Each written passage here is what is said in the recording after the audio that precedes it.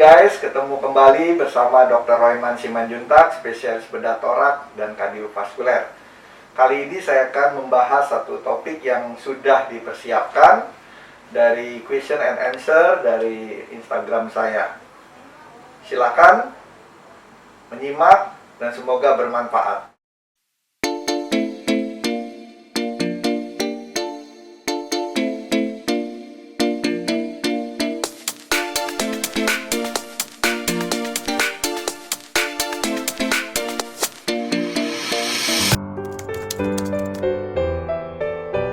Varises itu adalah pelebaran vena ya yang biasanya berada di tungkai kaki ya. Nah, biasa kita lihat bahwa pelebaran vena itu terjadi karena adanya kelainan-kelainan ya, atau faktor-faktor resiko yang bisa menyebabkan pelebaran vena tersebut. Ya, varises itu bisa diakibatkan banyak hal guys. Salah satunya karena adanya cacat lahir atau bawaan dari lahir, yaitu kita sebut aplasia vena. Jadi katupnya vena itu tidak terbentuk ya. Nah, cacat lahir ini disebabkan oleh ketidaksempurnaan daripada organ atau jaringan yang sebenarnya itu sejak di kandungan atau dalam pembentukannya. Nah, ada juga yang kita sebut aplasia ya. Dan satu lagi yang kita sebut avalvulia.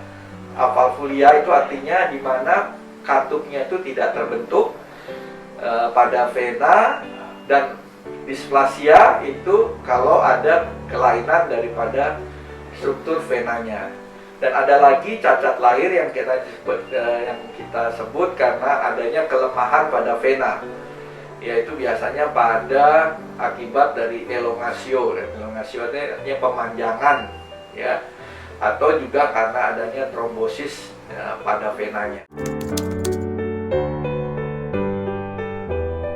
Varises itu bisa terjadi kenapa guys? Karena yang pertama bisa karena adanya kelemahan dari katup venanya yang membuat arus ya. Kita ketahui itu vena itu kan adalah membawa darah dari ujung kaki kembali ke jantung ya. Nah, katupnya ini mengalami kelemahan sehingga seperti ada reflux atau kebocoran, sehingga darahnya harusnya searah ke jantung balik lagi ke bawah. Nah, lama-lama akan terjadi adanya pooling atau penumpukan darah. Nah, bisa juga diakibatkan adanya obstruksi daripada vena dalam khususnya yang membuat adanya sumbatan pada vena.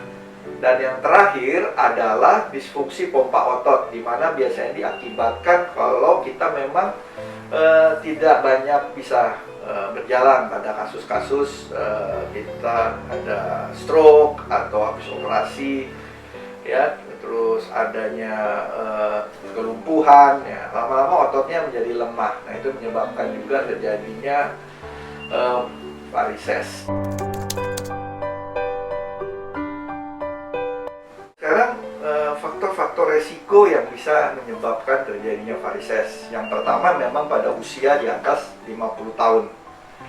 Ya, yang berikutnya biasanya itu memang lebih sering pada perempuan, tapi bukan berarti pada pria tidak terjadi.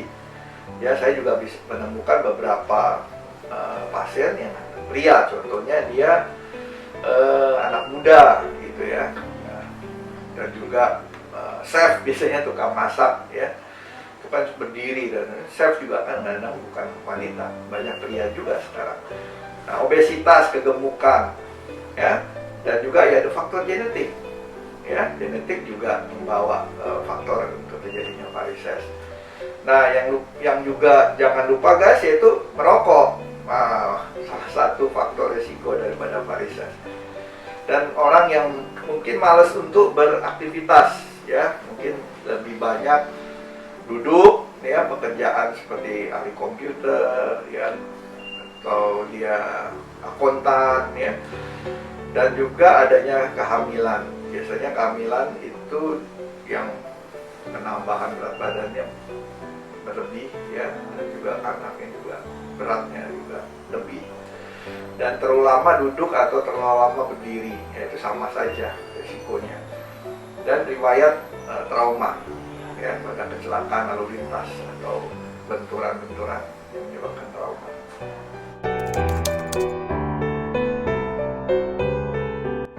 Yang berikutnya apa?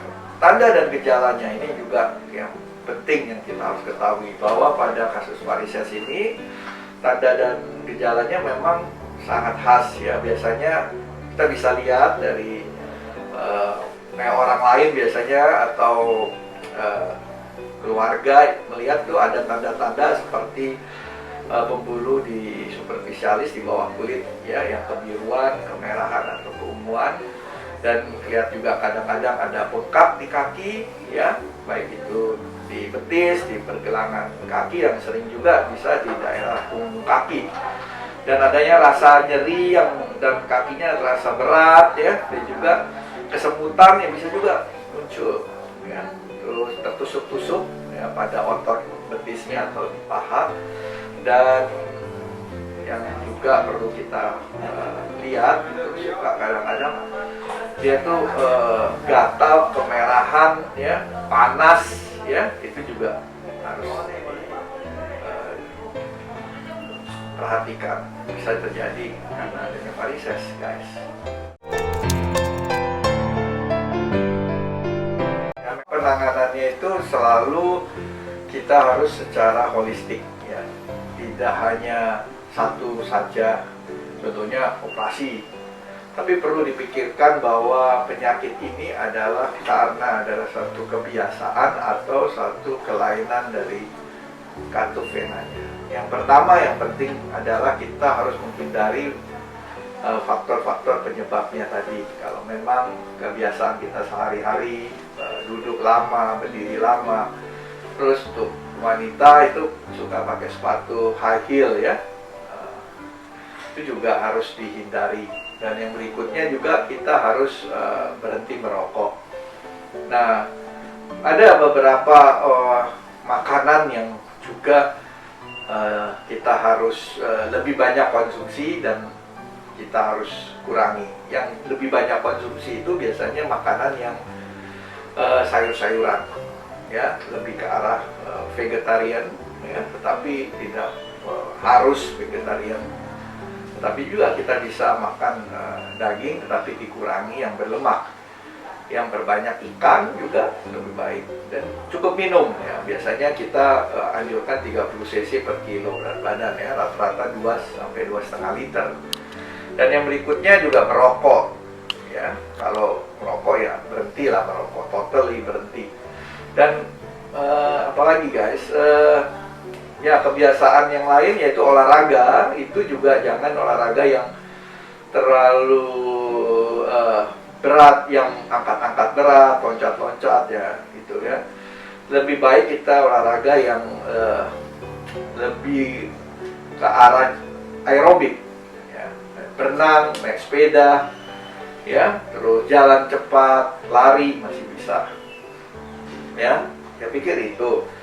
Dan yang berikutnya yang bisa juga kita pakai untuk pencegahan adalah kalau memang kita sudah mempunyai bakat turunan ya, contohnya ayah, ibu, adik, kakak yang sudah ada tanda-tanda varises ya, kita juga harus mencegah, yaitu tadi kalau perlu, kalau sudah mulai ada keluhan-keluhan ya, kadang-kadang tuh keluhannya itu kram saja atau nyeri saja, itu juga sudah mulai perlu kita pikirkan varises. Nah, itu kita perlu pakai stocking vaskuler namanya, itu stocking kompresi.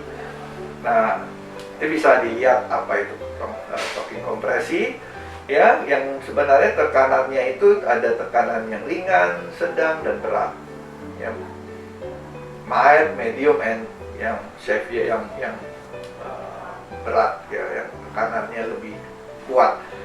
Nah, saya tidak terlalu menekankan harus yang mana, tapi itu bagaimana enaknya kita, bahwa pakai yang ringan kalau itu memang sudah cukup, tidak apa-apa. Tapi memang dianjurkan kalau yang sudah stadium lanjut ya, kita pakai di medium ke atas ya. Jadi perlu diukur. Kita punya ukuran ya, lingkar pergelangan kaki, betis, dan paha.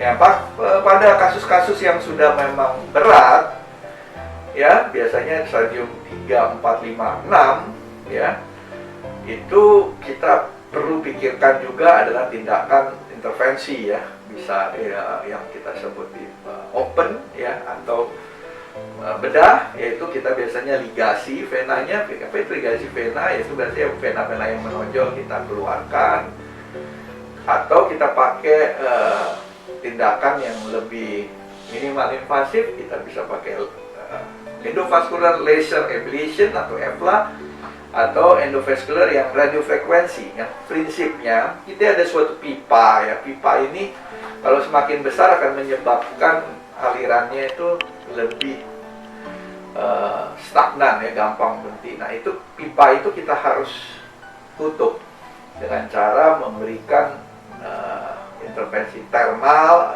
panaskan. Nah, yang terbaru malah ada yang dipakai adalah glue, semacam cairan ya, kayak lem ya, itu yang terakhir, sehingga akhirnya pembuluh yang tadinya melebar itu menutup, sehingga mengurangi keluhan bengkaknya.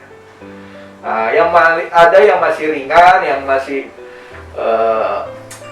ukurannya masih di bawah 4 mili, yang 2, 3 mili, kita bisa suntik dengan sklerosan namanya. Itu adalah zat kimia yang sifatnya hipertonik yang bisa mengucupkan atau menutup pembuluh itu juga dengan merusak daripada endotelnya. Ya, itu kira-kira tahapan-tahapan dari pengobatan. Nah, ada juga ya untuk maintenance, kita bisa berikan obat-obatan yang kita sebut micronized purified flavonoid. Itu adalah semacam herbal ya, tapi sudah dijual paten, branded ya. Itu baik untuk mengurangi keluhan dan mengurangi peradangannya, dan memperbaiki juga aliran darah dan juga fungsi katupnya. Kira-kira begitu guys, pengobatan atau tata laksana daripada varises.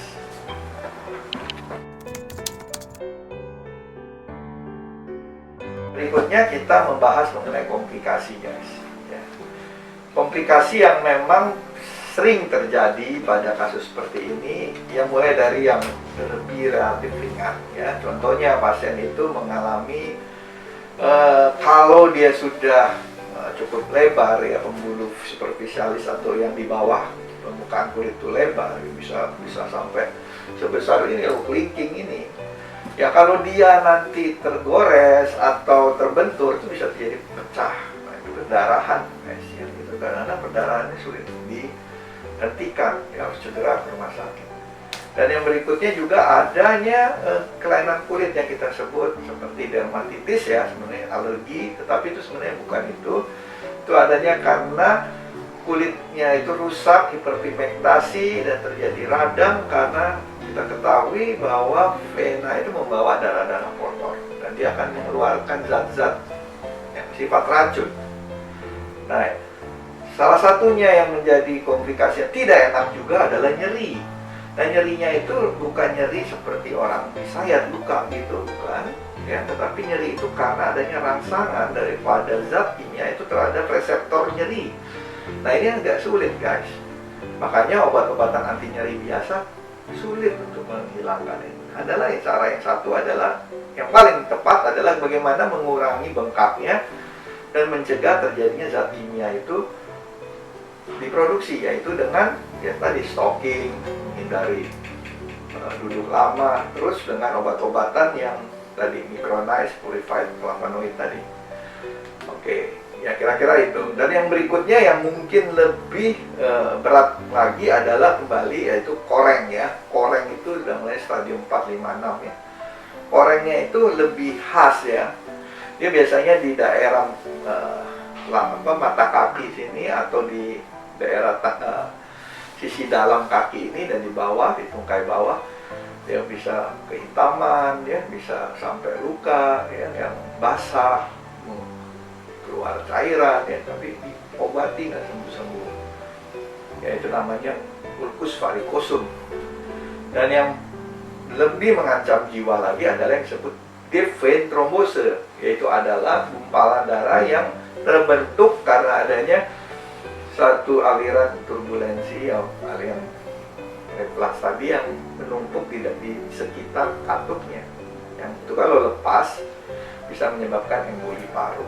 Ini yang kita sebut emboli paru. Inilah yang kadang-kala membuat mengancam jiwa karena dia akan mengganggu jantung dan akan mengganggu paru-paru. Kira-kira begitu guys komplikasinya. Terakhir yang saya harus jelaskan adalah bagaimana mencegahnya guys. Nah, lebih baik mencegah daripada mengobati, itu kan quote-nya yang kita tahu. Mencegahnya itu bagaimana guys? Yang pertama memang kita harus tahu bahwa kita punya bakat atau tidak. Jadi faktor genetik keturunan. Kedua, kalau kita sudah mengalami keluhan-keluhan, ya baik itu hanya pegal-pegal atau mulai ada gambaran biru-biru seperti jaring laba-laba gitu, yang kita sebut spider navy, ya, yang biru-biru kecil-kecil, itu pun kita sudah mulai harus curiga varises. Segera berobat ke dokter. Nah, kalau perlu kita harus melakukan pemeriksaan yang lebih canggih, yaitu dengan USG atau dengan CT venografi, ya. Nah, kalau memang sudah jelas adanya reflux, adanya kelainan katup, ya kita harus pakai stocking guys. Ya, stocking kompresi itu wajib. Ya minimal 4 jam sehari kita pakai, ya. Dan khususnya juga kalau kita lakukan perjalanan jauh, baik itu di mobil, di pesawat, harus dipakai. Yang berikutnya, kita hindari duduk lama, berdiri lama. Kita baik jalan aja, tiap sejam 2 jam kita duduk, kita jalan.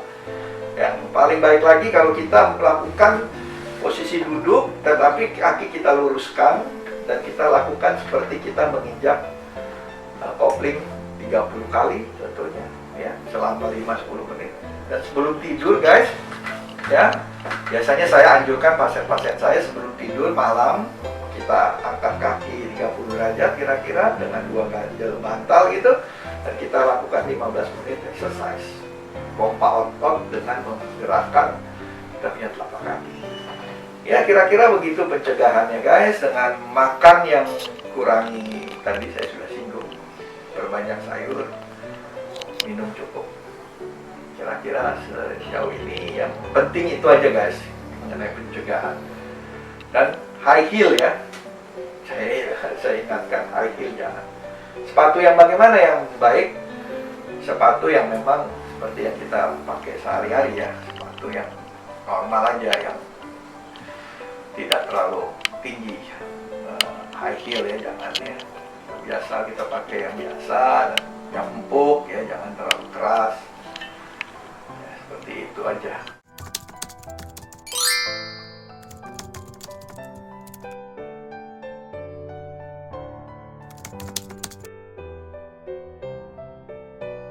Ya, jawabnya berbahaya. Ya, saya ingatkan lebih baik kita lebih hati-hati. Bisa menyebabkan deep vein thrombosis, bisa menyebabkan emboli paru, dan menyebabkan kematian. Ya, tadi saya sudah jelasin sih sebenarnya ya di awal ya, bahwa yang paling penting bahwa kita harus sedini mungkin mengetahui bahwa kita varises. Yang kedua, kita harus jangan duduk terlalu lama, berdiri terlalu lama, dan usahakan lebih banyak mobilitas. Biasanya kita lakukan jalan sebentar ya, jalan ya. Dan yang berikutnya ya tadi, berobatlah ke dokter pastinya ya. Biar kita tahu apa kita sakit varises atau tidak ya. Dan juga ya stocking ya, varises tadi, stocking kompresi. Ya dong pasti ya, olahraga itu penting bagi penderita varises ya. Ada beberapa olahraga tadi saya sudah jelaskan, berenang, naik sepeda ya, jogging ya, itu olahraga yang baik ya. Memang tidak terlalu harus forsir ya, seperti maraton begitu ya, tidak juga. Jangan salah, orang olahragawan apakah bisa jadi varises? banyak ya kalau dia tidak menjaga ya, tidak merawat ya. Jadi tetap kita harus olahraga. Deep vein thrombosis, DVT, artinya adanya trombus di pembuluh vena dalam. Seperti kita ketahui, tungkai kita, kaki kita ini adalah terdiri atas vena dalam, itu yang di dalam otot. Ada juga vena superficialis, vena permukaan yang di bawah kulit. Nah, hubungan antara vena dalam dan vena luar ini sebenarnya ada katup yang memisahkan. Dan demikian juga vena dalam itu juga ada katupnya. Nah, kalau ada kelainan bahwa vena dalamnya ini katupnya bocor atau tidak bisa rapat, hingga akan terjadi reflux atau arus balik.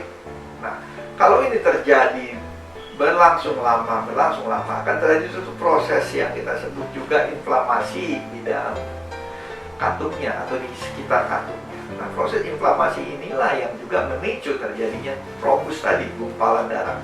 Nah, kalau dia ringan, kecil, ya mungkin begitu saja lolos. Kita tidak merasakan apa-apa, tidak tahu bahwa dia ada terjadi trombus.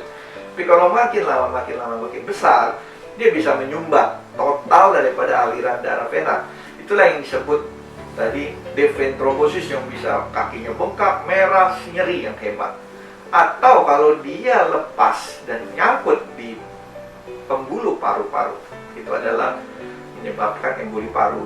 Itu ada dua hal yang bisa terjadi. Pertama, kematian daripada paru-paru, sesak hebat, oksigen berkurang, atau pompa jantung kanannya terganggu karena dia tidak bisa memompa jantung ke paru-paru. Ini menjadi masalah juga. Nah, apa yang menyebabkan DVT? Sebenarnya ada 3 hal ya, trias Virchow namanya. Yaitu adanya stasis vena, adanya kelainan dari pembuluh darahnya itu sendiri, baik itu punya trauma, dan yang ketiga karena adanya faktor kelainan pembuluh darahnya sendiri, adanya defisiensi faktor pembuluh darah, pembekuan darah.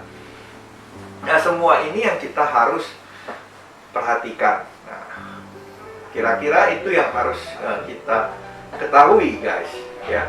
Nah, proses penyumbatan tadi itulah makanya kita harus hindari kalau kita sudah merasakan adanya kaki yang bengkak, yang tidak bisa hilang bengkaknya. Itu berarti sudah adanya tanda-tanda deep vein thrombosis.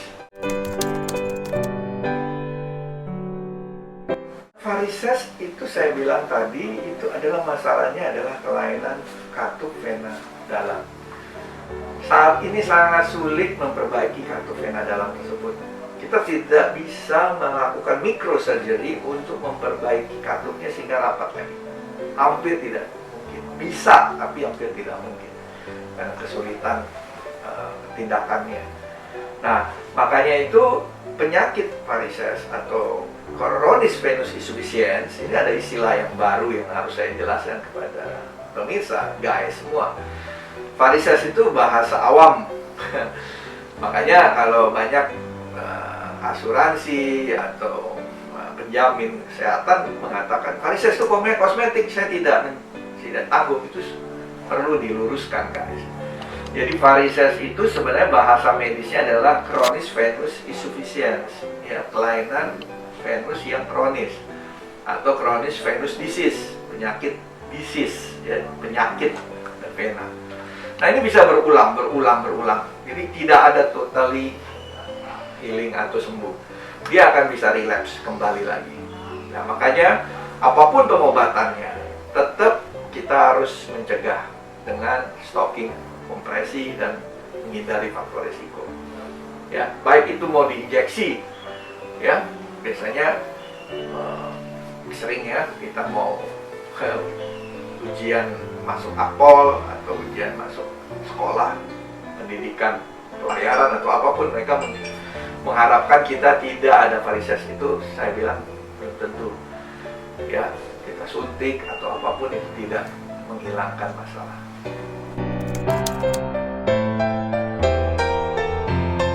Pantang, saya sih tidak pernah mengatakan istilah saya itu pantang, saya tidak pernah. Saya mengatakan bahwa kita harus diet seimbang. Dalam arti bahwa kalau kita mau makan apapun, kita harus perbanyak sayur-sayuran dan berserat, ya. Dan kurangi yang bersifat lemak, ya, kolesterol, ya sudah pasti ya. Berarti dari lemak jenuh, ya, lemak hewani, lebih berbanyak ya lemak yang nabati, lemak yang jenuh. Ya kira-kira begitu. Jadi harus seimbang. Kita makan hari ini makan yang soto kambing atau kari atau makanan berlemak, ya besok kita kurangi, kita makan banyak sayur gitu ya. Itu kira-kira begitu. Jadi tidak ada pantang. Ya, baiknya makan yang sehat, banyak sayur, kurangi berlemak, garam, ya itu juga tidak dianjurkan.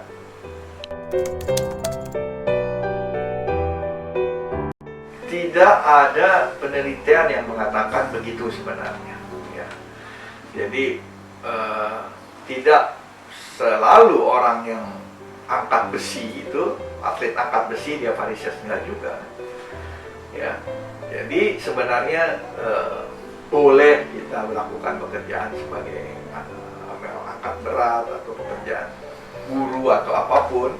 Tapi yang penting ya, yang penting kita hati-hati adalah kita harus lebih banyak bergerak, ya. Jadi olahraga tetap kita lakukan secara rutin 30 menit, 60 menit setiap minggu, ya seminggu 3-4 kali. Ya, itu juga memperbaiki fungsi otot sehingga kalaupun kita lakukan pekerjaan kita tidak terkena varises. Saya pikir itu aja yang perlu diperhatikan.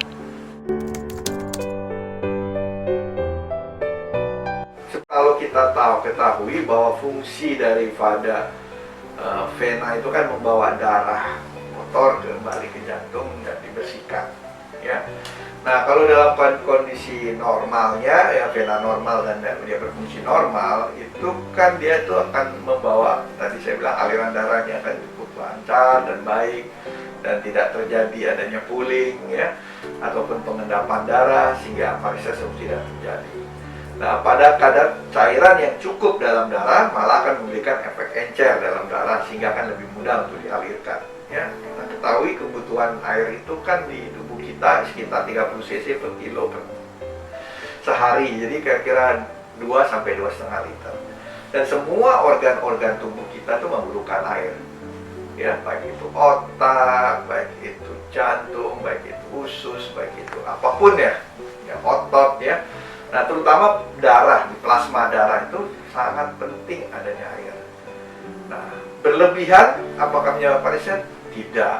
Malah kalau kurang minum itu bisa terjadinya gangguan di dalam tubuh.